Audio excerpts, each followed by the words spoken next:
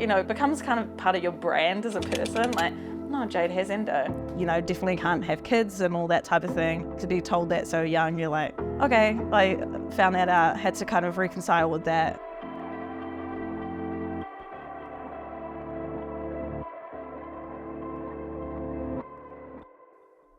I'll show you it.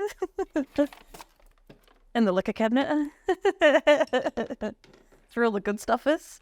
I'm really interested to know what you think a uterus would look like post-hysterectomy, because this is not what I thought it was going to look like, but it's like stir fry. So the only time I've ever given birth and will ever give birth is to my uterus pieces.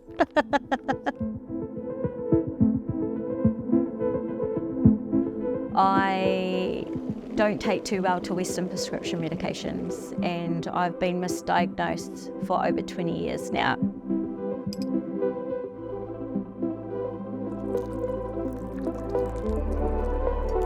To me, the pain is equivalent to contraction pains of when you were giving birth to a child. It's to the extreme. I was going grocery shopping with my kōtero and I had my legs give way due to spasms up and down my legs and then massive contraction pains in my whare tangata. I was in extreme pain to where I was crying and screaming. It's in the walls of your uterus, so you can't remove that without taking massive chunks of your uterus. So that's where the hysterectomies come in.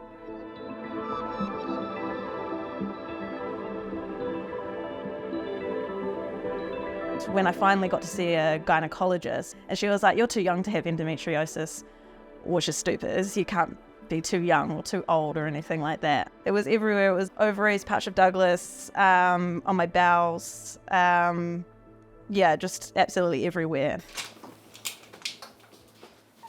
That's Lexi. Hello, darlings.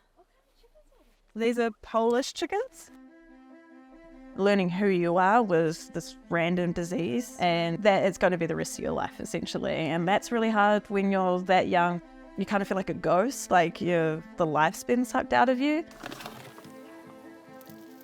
Hey, chucks. Silly girls. Silly girls.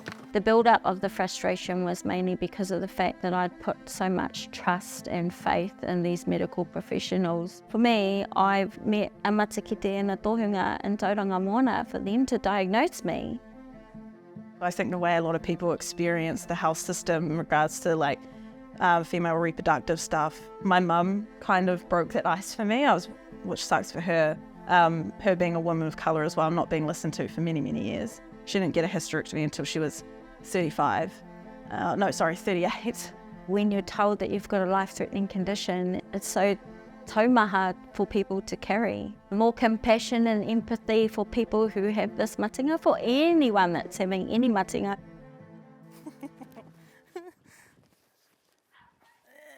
When I came out, the person who looks after you, she said that she's never had someone come out of surgery and be on morphine and just cheer.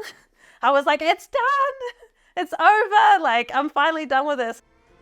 I still have endo, technically. I just have no uterus now, so I don't have the pain. I'm not constantly fighting every single month. Yeah.